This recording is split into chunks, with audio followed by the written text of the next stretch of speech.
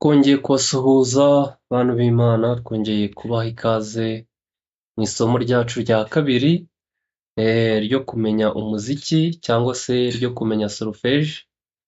Twongeye kubaha ikaze mu isomo rya kabiri. Ubushize murabizi ko twatangiye isomo rya mbere kandi ndahamya ntashidikanya ko buri wese tuzabana mu masomo agiye atandukanye, azamenya umuziki, azaba azi gusorofiya, azaba azi kureba ku ndirimbo.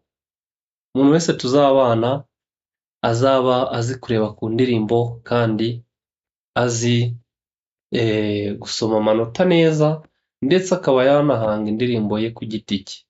Rero ni ibintu byiza gukurikira amasomo yose, ntihagire n'isomo na rimwe rigucika kugira ngo buri kantu kose ugende ukamenya. Ubushize twari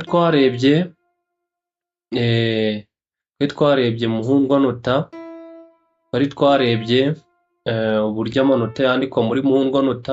Nk'uko muyibona, iyi ni muhundwanota, iyi imirongo 5 twagiye tubibasobanurira. Ushaka kumenyaho byinshi birambuye ushobora gusubira inyuma ukareba amasomo yuzuye kuri muhundwanota, ndetse tureba n'uburyo amanota agenda yandikwa muri muhundwanota. Aka kanya rero tugiye kureba amanota, turebe amanota uburyo asomwa, aba ameze gute, abaresha ute, kuko amanota yose ntabwo aba angana. Hari amanota aba afite ubutinde buruta ubw'ayandi. Urugero, hari nk'ayo turabonamo nka ruziga-nkoni, gahiri, ishami n'ibindi. Akaba ariyo tugiye kureba rero. Rero reka dusubire mu gitabo tubanze twayareba, noneho tuze hano tuyandike kugira ngo mwumve n'uburyo agendamo n'uburyo asumbanamo. Tugarutse hano rero, murabona amanota ngaya akaba ariyo tugiye kureba muri aka kanya. Reka tubanze twamenya ngo inota ni iki. Inota naryo ni ikimenyetso gikoreshwa muri muzika, aho giherereye cyerekana ubutumburuke bw'ijwi cyangwa se umurangiro, mu gihe isura yacyo iranga ubutinde bw'umurangiro. Amazina y'amanota ni 7. Dufite amazina y'amanota 7. Hari do, tukagira re, tukagira mi, tukagira fa, tukagira sol, tukagira la, tukagira na si. Ubwo iyo ugeze kuri do yindi uba wongeye gutangira do. Ubwo tugira do, re, mi, fa, sol, la, si. Ayo ni amanota 7 tugira. Noneho tugiye kureba amashusho n'agaciro by'ayo manota. Tugira aya manota 7, do, re, mi, fa, sol, la, si. Ubwo tugiye kureba agaciro k'ayo manota kaba kangana gute. Turebe amashusho y'uburyo yandikwamo ayo manota. Inota, tugira ishusho ry'inota ryitwa ruziga. Aya ngaya twabonye hejuru, ya do, re, mi, fa, sol, la, si, ushobora kuyandika ukoresheje ruziga cyangwa se ukayandika ukoresheje ruziga-nkoni. Mbese muri make aya yose tugiye kureba aya mashusho yose ushobora kuyandika muri aya manota twabonye hano yose hejuru bigakunda. Ni ibintu bisanzwe bizwi. Noneho tugiye kureba agaciro k'amashusho y'amanota. Noneho tugira ruziga. Nk'uko muyibona, ni ruziga, ni nyine uca akaziga gato, ubwo nyine kajya muri muhundwanota, noneho kadasiribanza hagati. Ni akaziga ariko kadasiribanza hagati. Iyo niyo twita ruziga. Tukagira ruziga-nkoni. Ruziga-nkoni ni ka kaziga kadasiribanza hagati wongeyeho agakoni. Murabona uko kandikwa hano. Turagenda tubibona muri application yacu turi kwifashisha kugira ngo tubashe kuyabona neza no kuyasoma. Noneho tukagira gahiri cyangwa se gakoni. Gahiri cyangwa se gakoni yo ni ruziga-nkoni ariko usiribanze muri aka kaziga ko kaba gasiribanze. gasiribanze hagati. Ruziga nkoni urabona ko ntabwo kaba gasiribanze hagati ariko kaba gafite n'agakoni, ntabwo kaba gasiribanze kandi kaba gafite n'agakoni, ariko gahiri yo iba isiribanze ifite n'agakoni. Ruziga yo ni akaziga kadasiribanze hagati ariko kadafite agakoni. Tukagira shami. Ubu urabona ufashe iyi gahiri uhita wongeraho akantu ka shami inyuma, akaba ariyo twita shami. Dore ngiyi urabona ko hahita hiyongeraho akantu inyuma. Shami nyabubiri ubwo hahita hiyongeraho udushami tubiri inyuma, shami nyabutatu hahita hiyongeraho udushami dutatu inyuma, gukomeza gutyo. Noneho reka turebe agaciro k'amanota. Ayo manota angana ute? Agaciro kayo ni akahe? Duhereye hejuru tugana hasi cyangwa se ibumoso tugana iburyo, birerekana uko amanota agiye arutana. Ni ukuvuga kuva ku inota rinini ugana ku inota ritoya, inota ribanza ringana n'amanota abiri arikurikiye. Bityo ni aya ngaya yandikwa gutya. Urugero, twabonye ruziga uko yandikwa, dore ngiyi hano niyo ibanza, iba irimo ruziga nkoni ebyiri. Ngo mbese ruziga nkoni ni kimwe cya kabiri cya ruziga, ruziga nkoni imwe, kimwe cya kabiri cya ruziga. Kugira ngo wandike ruziga nkoni bingane na ruziga, ni uko wandika ruziga nkoni ebyiri. Noneho hakurikiraho gahiri. Ngo mbese buri nota amanota uko akurikirana agenda arutanwa kimwe cya kabiri. Urugero, ruziga nkoni imwe irimo gahiri ebyiri. Niba ruziga nkoni ibamo gahiri ebyiri, ubwo muri make ruziga yo ibamo gahiri enye. Shami ubwo zihita ziba ebyiri muri gahiri, zikaba enye muri ruziga nkoni, zikaba umunani muri ruziga.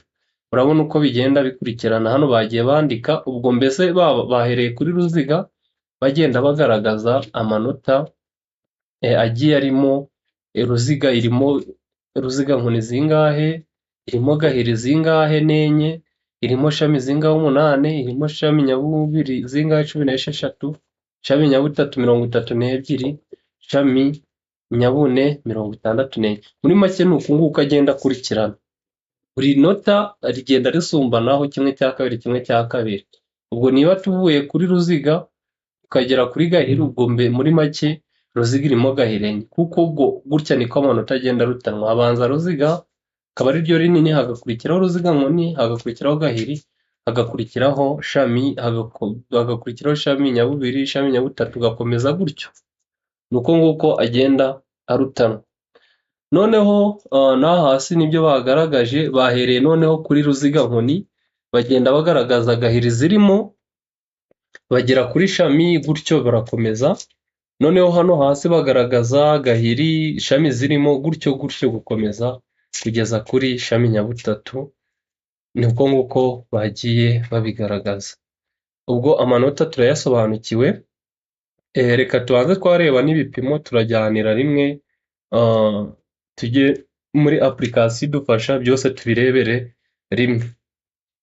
Noneho tugira ibipimo bigiye bitandukanye. Dufite ibipimo birimo ibice bitatu.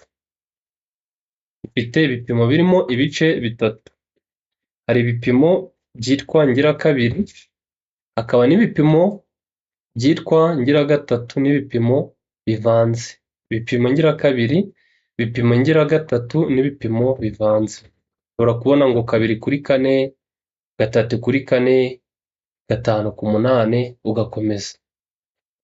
Noneho igipimo kigaragazwa n'umubare w'umugabane. Aba ari umubare w'umugabane tukawusanga imbere y'imfunguzo kuri muhundwanota. Kandi ndahamya ntashidikanya ko imfunguzo mwazibonye mu isomo rya mbere twagiye tubisobanukirwa.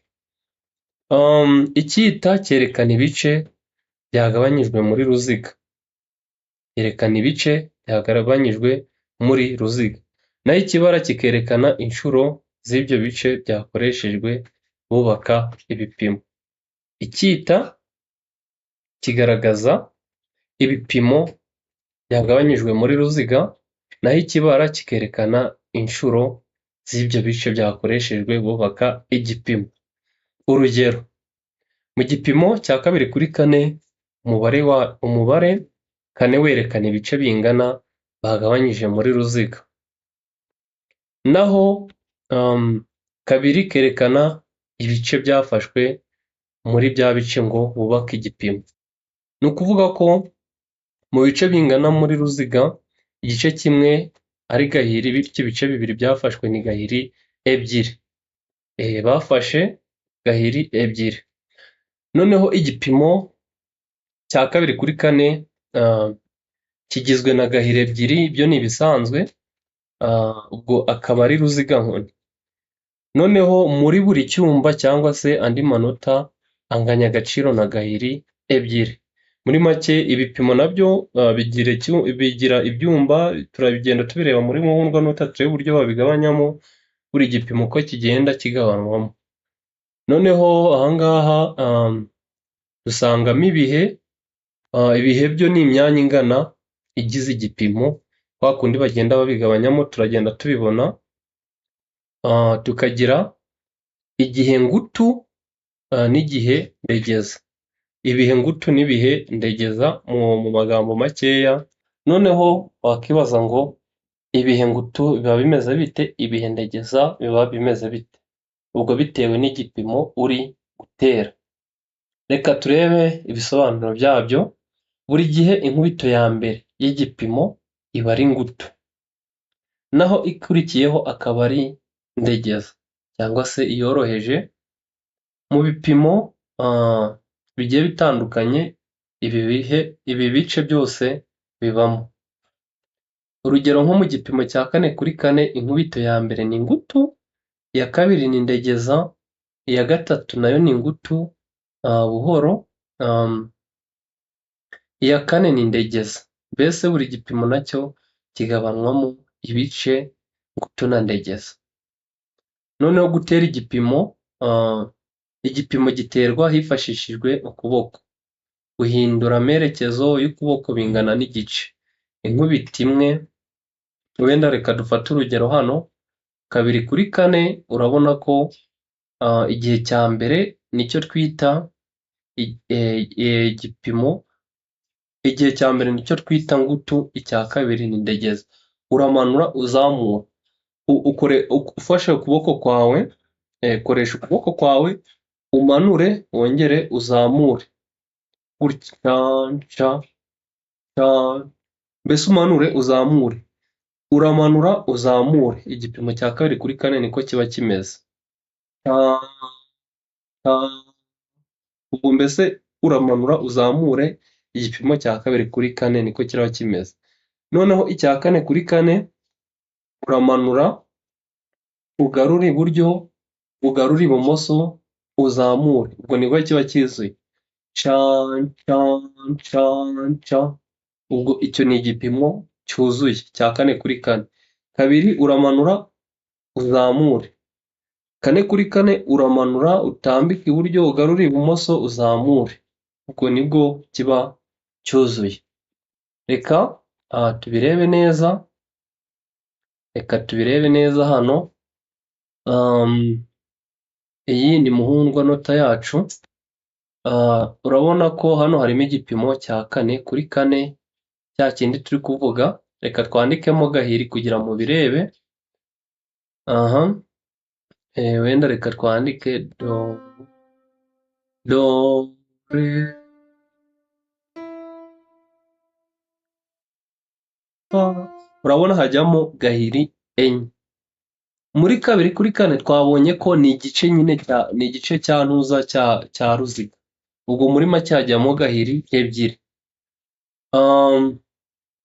Noneho ubwo kane imwe iranga inkubito, nk'uko twagiye tubibona hariya. Twabonye ko iranga uburyo utera igipimo, indi kane ikaranga amanota yanditse muri muhundwanota. Urabona ko ni amanota, ni gahiri enye zingana na ruziga yose. Noneho ubwo indi kane ikaranga uburyo ugenda ukubita kwa kundi twahoze tubivuga. Manura utambike iburyo, ugarure ibumoso, uzamure. 2/4 uramanura uzamure. Ubwo ni ibyo ngibyo. Noneho urabona uburyo ibipimo biba bigabanyijemo. Ubwo muri make igipimo cya 4/4 aka karongo kamanuye gutya, ubwo igipimo kiba kirangiye. Ubwo hano mu kindi gikurikiyeho harahita hajyamo amanota 4, ubwo ikindi gipimo kibe kirangiye. Gutyo gutyo niko ibipimo bigenda biba bigabanyijemo muri iyi muhundwa nota. Ni uku nguku biba bimeze. Noneho ubutaha tuzatangirira kuri solfeje nyirizina. Tuzatangira gusorofiya amanota, kwiga nyirizina, twiga umuziki. Ubwo nibwo tuzaba dutangiye. Ubu twasobanuraga ibimenyetso, ubutaha tuzaba dutangiye gusorofiya nyirizina, kwiga birambuye. Tumenye gusoma amanota, nibyo tuzatangira kwiga mu isomo rya 3. Rero niba utarakanda subscribe waracikanwe, nagushishikariza kuyikanda kugira ngo hatazagira na bike bigucika, hatazagira isomo rigucika. Kandi biba byiza iyo ubanje isomo rya mbere ugakurikizaho andi agiye akurikiyeho kugira ngo ubashe kubifata neza. Nta mpamvu yo gutaruka isomo, kandi iyo uhereye ku isomo rya mbere aribwo ubasha kubifata neza, ibintu bikarushaho kugenda neza. Ndabashimiye rero, niba utarakanda subscribe uyikande kugira ngo tujye tubana buri munsi, umenye umuziki nawe ujye wigisha indirimbo, kandi unakora izawe, uhanga izawe, kuko umuntu uzi umuziki ahanga indirimbo kandi ziryoshye, kubera ko aba azi ibyo yandika nyine. Iyo uzi ibyo wandika ukandika indirimbo mu manota, nta nubwo ipfa kwibagirana. Ushobora kuyandika ukayirekeraho, ariko ntabwo upfa kuyibagirwa iyo wayanditse mu manota. Nubwo hashira imyaka 50 urongera ukayirebaho ukayibuka. Rero bye bye, turabakunda, tuzahurira mu isomo rya 3.